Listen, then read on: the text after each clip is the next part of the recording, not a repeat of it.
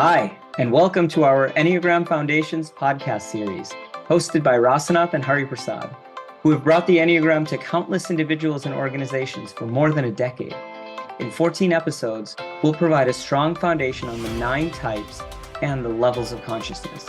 This series will bring the types alive for you, help you understand the suffering that each type experiences as a result of their ego fixations, and offer our personalized practice for each type to move towards their best self, free from the shackles of the ego.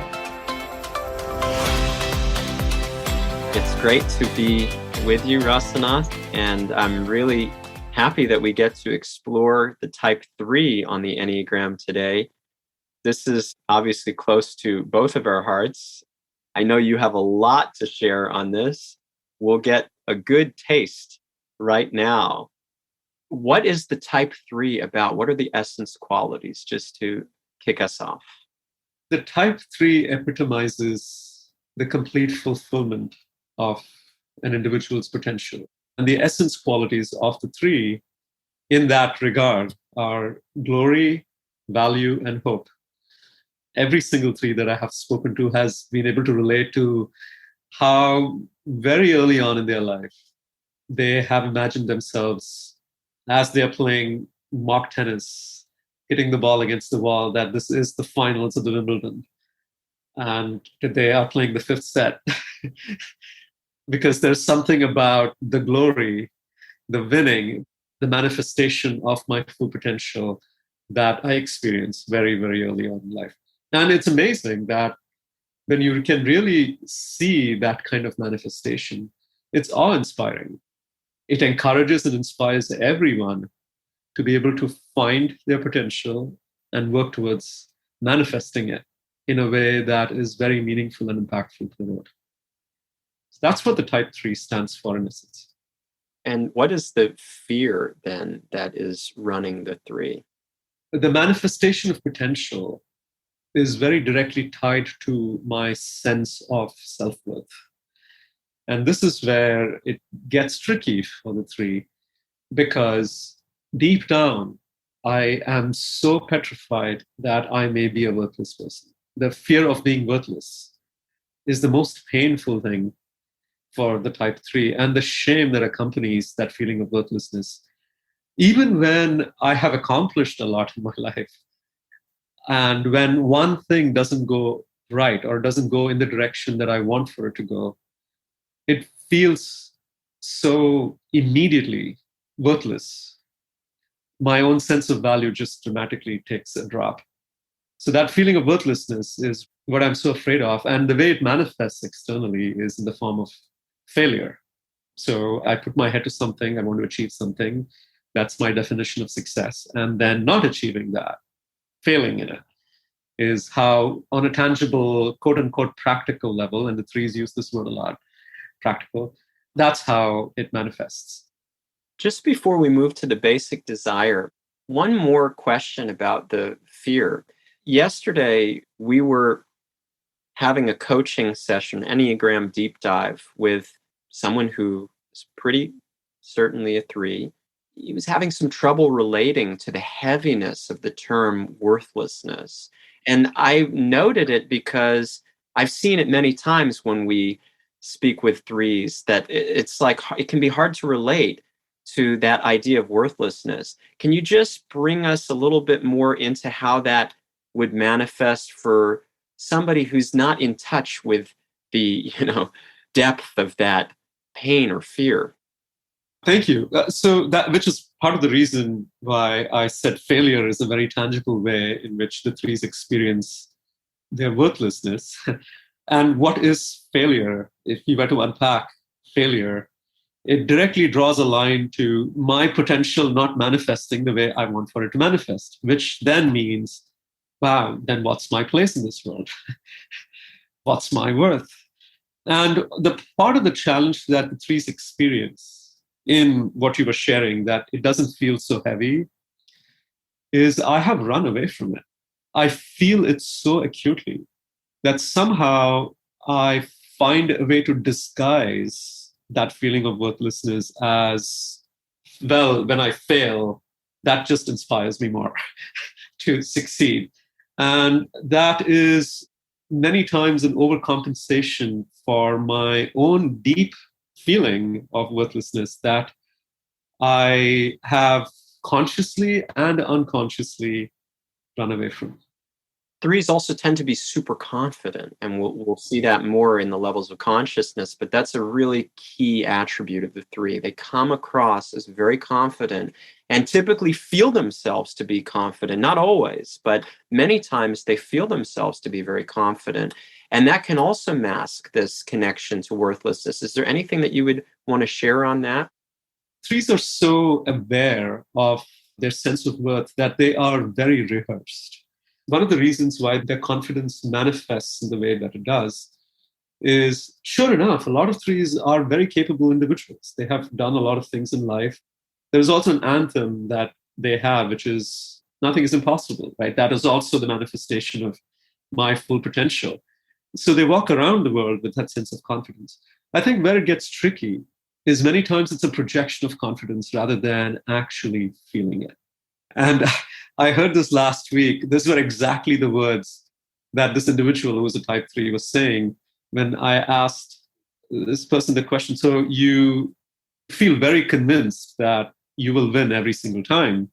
And this just reminds us of the interview with Tiger Woods that we showed during our workshop. And this person said, yeah. And then he said, that's just a belief you need to have. It was so verbatim from the Tiger Woods interview. My favorite lines. That's funny. When they say, well, it's just a belief you need to have, what they're actually saying. Have. That's just a way of saying, well, if you don't have it, then fake it, right? And this is a theme that just follows the three their entire life, is this faking. They have found a way to regain, quote unquote, their value by artificial projection rather than the grounded authenticity. That's great. Thank you. So the basic desire. The basic desire for the three is to feel superlatively successful. Again, the word superlative is very intentional because I recently read some research conducted on the Olympics, the recently concluded Olympics. And this research was talking about how somebody who wins the bronze medal is happier than someone who won the silver medal. Mm-hmm. Yeah. Because it seems like, the person who won the bronze medal feels like, well, I made it to the podium. Whereas this person who won the silver medal feels like, well, I just failed, right? It's pretty amazing to see. And this is the life of the three. If I am not superlatively successful, I would rather be the underdog who just made the cut, because then there is now scope for me to go even further. But when I fall from grace, where I had the potential to be number one, but I became number two, it's disappointing. Now, I can always disguise that as like, well, there's no room for improvement. I'm going to come back with a vengeance. And a lot of threes say that, like, I'm just going to make use of this as a stepping stone to success. But deep down, it's painful. So we encounter in our lives and in our work so many threes who feel like, but I'm not like this other three that I know who's like, that's a real three. I must not be a three because I don't need to be that successful. I'm not so preoccupied with success, or like my drive is just not that intense. I'm pretty grounded and measured, and like I'm not really competing with people to get the gold. So what do you say to that?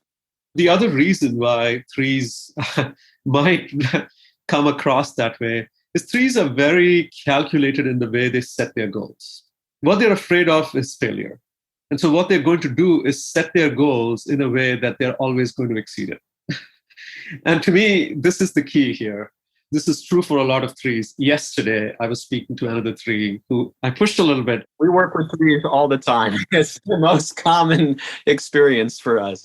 Well, people also come to coach because they're like, well, how can I manifest my full potential? Like, I'm really looking to be my best self. And there's a lot of goodness to it. And also, I think a lot of threes are in for a surprise when they step into this journey, because this is not quite what they're expecting to find. What they're not expecting to find is that they're actually playing a game with themselves, right? And our partner Vipin likes to, and this was an incredible insight that he brought to the fore about the three, The threes love to gamify everything in their life. And they gamify their own goals, which means now what I'm going to do is I'm going to set the rules of the game in such a way that I always win. So for some threes, that may look like, and I was one of them, I did not apply to Harvard because I felt I would never be able to get there. And my story around that was that, well, Harvard is a big school. It's like, it's a class of 900 people. I want something that's more small and intimate. But that was a story that I told myself. And also, the other thing is there is a stigma around the word ambition. And sometimes people are ashamed of coming across as being ambitious because a lot of threes will report this too, that ambitious people are not liked by other people. Threes want to be liked. What to speak of competitive? Right, exactly. So there is a stigma. So I have to somehow hide my own sense of ambition. And so I might say, oh, well, I'm not like that person. I'm much more toned down. I'm much more chill. But if you're really honest, that's not completely true. The biggest game is with myself. I hide it from myself. I don't see that, oh my God, wait a minute. I'm really competitive. I was just playing a basketball game with my wife last night and our two nephews. My wife and I were on the team against my nephews, two of them. And we were neck and neck. It was a win by 2 game. And when we lost, I can't tell you, I reflected on this right before going to bed. Like, it stayed with me. I was like, God, I hate losing. I can't believe we lost. And the reason I bring this up is because it's like, I didn't realize how much I hid from myself, how much I am competitive. With my nephews, that's embarrassing. With my wife and with my nephews, that's super embarrassing. I would never want to broadcast that to the world. That doesn't make any sense. But here I was, like, I'm feeling very competitive to the point where, and it shows up in different ways if we're honest, but to the point where it's like, man, the last thing I thought about when I went to bed was like, I need a little self-empathy for having lost that game. I can't believe. And then I was thinking this morning about what plays I would have done differently. So yeah, it's helpful. We have to be honest with ourselves. A lot of threes do that, whether it was a speech that they gave, whether it was a strategy plan that they presented. They keep replaying that conversation until they have beaten the crap out of it to understand what more they could have done to improve. And while I think there is merit to like going back and seeing, well, what can I do to improve?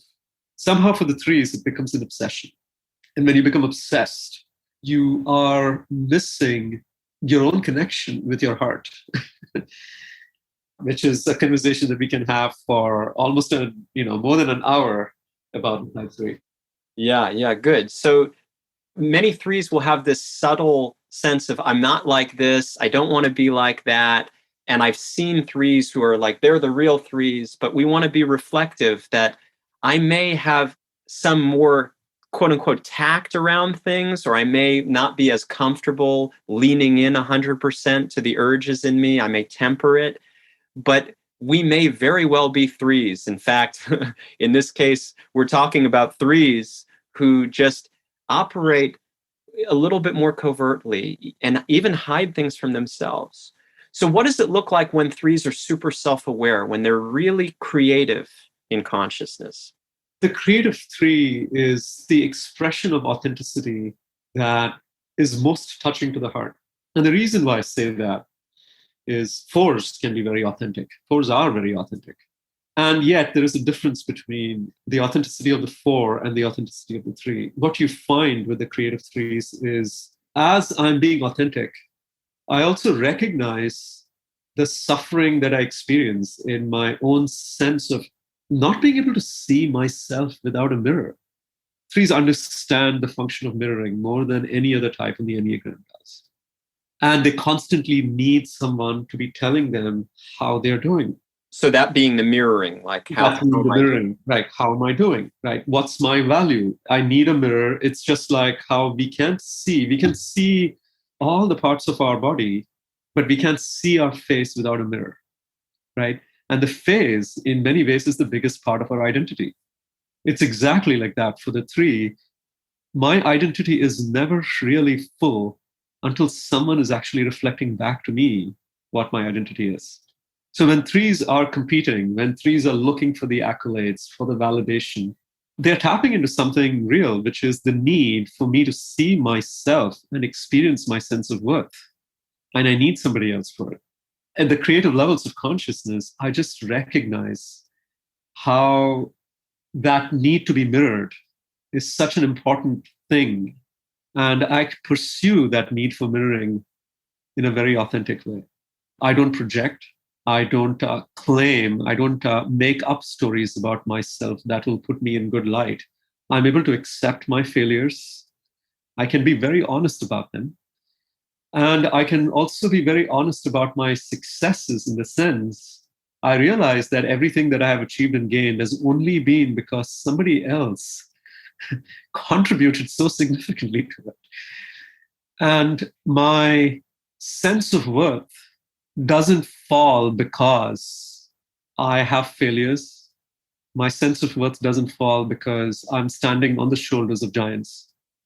I feel seen very deeply for who I am because of the light shining from other people. We give this metaphor: the threes are essentially a star in a cluster of stars. And when some of the star shines brighter than I shine, I'm not ashamed by it. I can actually go and appreciate, oh, wow, I'm so inspired by your shine. And there is a certain authenticity and honesty to that. The healthy threes, the creative threes, are so humble and unassuming. It's disarming. And especially because they're such accomplished people that have such wisdom and maturity, that it's amazing when you see one of the definitions of humility in our spiritual tradition, bhakti, is when you have every reason to be proud and you're not. This speaks to the three in creative consciousness. And at the creative levels of consciousness, and this is not artificial, at the creative levels of consciousness, threes are almost going the other way, where when people tell them, oh my God, look at you, look at everything that you've done, right? And not in an undermining way. They can say, thank you for what you see. And they can also say, but there's so much more that you don't see, that I don't like what I see in myself. And there is a certain comfort in being able to share that. That doesn't make me less of a person. That is the disarming nature of the three, which otherwise in the controlling levels is trying to hide all of those parts and just projecting and saying, oh, look at how awesome I am. Do you see that? Do you see that? Oh, you missed this part of my awesomeness, and I'm just going to tell you about that a little more. That's great. So bring us into what's happening when the threes start to control. At the controlling levels of consciousness, threes feel overshadowed. And essentially the feeling of overshadowed is like a cloud just came over my shine, my brightness. And so in the feeling of feeling overshadowed, I immediately experience a loss of worth. And so now I have to be competitive in order to regain my value. And a lot of threes at this level of consciousness start to project. It's almost like I have to declare to the world how great I am, but I'll do it in a way that the world doesn't really see that I'm actually desperate for the validation. I almost play it very cool. It almost feels like, oh, too bad you don't know this about me, right? It's done in such a calculating way and in such a projection of confidence way that now I have to name drop. And in a casual conversation, I might just say who I had breakfast with today morning, and to say, yeah, today morning, just like life has been really busy. Today morning, I had breakfast with Mark Zuckerberg. In saying Mark and in seeing your reaction, like, what do you think about me? I'm just trying to eke out some validation and then feel important myself. I become competitive about everything, small things. I'm working out and the person right next to me is working out as well. And I have to take a glance into how fast that other person is running and then slowly increase my own speed. So this just becomes, I'm proving my own sense of worth in every single aspect of life. And I think where it gets really tricky is I disconnect from my own heart, because the heart is the seat of my own potential and my value, but it is also the seat of shame and emotions. And in my pursuit to become efficient, clinical, effective, these are all the words that threes love, I disassociate myself from my own emotions. And what happens in that process is I also lose my own sense of value. I become further and further distant from it. And I just keep running around the world. Even when I get accolades, their shelf life is so small that by the time I collect them, it's like putting medals into a bottomless bag of medals where I don't even hear it clink. And my life is just exhausting. And I'm terribly prone to burnout and burning out all my relationships because I don't let people in, because I'm afraid if I let them in, they will actually find that I have told a lot of stories. I've stretched the truth to project myself as being bigger than who I am. And they will find that about me. Yeah. Yeah. And that bottomless bag metaphor our teachers Don and Russ at the Enneagram Institute give is so powerful that without the heart present, there's no satisfaction, there's no fulfillment. I'm just doing all this stuff in the hopes of getting something, but all I get is a little buzz, a little rush, and then it's the next thing, and then it's the next thing, and it's the next thing, and I'm on a treadmill all the time. And as they also share, my life starts to resemble a perpetual job interview. That like I'm constantly just proving. I don't even know that I'm doing that. It's unconscious most of the time. I don't realize how stressful. There are many threes who will say, yeah, I don't get stressed, but they don't even realize the amount of toll that energy takes on the mind, the body, and especially the fulfillment of the heart, which is now empty. One of the things that we have to recognize as threes and about threes is that they convince themselves of a story because that's the only way they can convince somebody else of the same story. There are so many layers of stories that I have told myself and convinced myself that they are true that I don't even know what is true anymore. And it is a hall of mirrors when you go inside of a three. And a lot of threes, if they're being honest, they will actually say, when you ask them the question, who are you? That it is a very difficult question to answer. They feel very confronted with that question because they have been everything for everybody, a lot of things for a lot of people that they have forgotten who they are.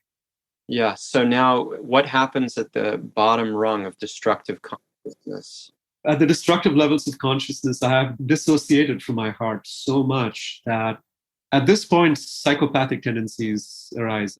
In my desire to actually get ahead, I am comfortable frauding. I'm comfortable sabotaging other people. And I don't even think about that twice because, hey, that's just the game everyone plays to win. Right? And I've become so clinical and cold about it. We give the example of Lance Armstrong in his interview with Oprah. She asked him, when you were taking performance-enhancing drugs, which are not allowed, what were you thinking? And he said, did you feel guilty, is what she asked. And he said, no. This gets scary, isn't it? And here, the disconnect from the heart has become so vast that the heart is actually buried under layers and layers and layers of ego. And it's almost like... It's non-existent. Yeah, it's non-existent. Non-existent until I figure out what's going on and climb up the levels of consciousness. So bring us to the close here with the way to come out of this mire and to become our best. Threes have to really watch for how much they're trying to impress people. Threes, if you make a list of this every day, you'll find that the list is pretty long. And how many stories we have told, how much we have stretched the truth in order to impress people. And just becoming acutely aware of that is the only way. We have to learn how to be radically honest with ourselves. There is a certain degree of ruthlessness that is necessary here to ask ourselves the question, well, am I being truthful here? Am I being honest here? And it is just incredibly helpful to go back and perhaps correct certain things, places where we have not been fully honest. And I know it's hard. It can be shameful because now it's not just discovering that you weren't where you said you were, but also discovering the fact that you lied about it. But that kind of honesty alone can help us really go back to where we left the heart and consequently our own potential. So 3 is the practice of radical honesty is the way to authenticity. And the good way to start that is by making a list of all the ways in which you try to impress people every day. Wonderful. Thank you so much, Rasanath. So much here to pour over. And as you said, we could have many hours of conversation about any one of these aspects of the 3. So important. And the world is run by 3s right now. People who are high achieving, they get these positions. So it's incredibly relevant for everybody to see the culture that we're living in and how do we make the best of it, understand, empathize, and try to interact in a healthy way with that 3 energy. Thank you. Thank you. Thank you for listening to this episode of our Enneagram Foundations podcast series. As a reminder, we have 3 programs coming up in the fall, including our Enneagram workshop on September 30th and October 1st. For more information about these workshops, to get in touch about an Upbuild workshop for your organization, or to get access to our free Enneagram resources on our website, please visit upbuild.com. We look forward to being with you again next time.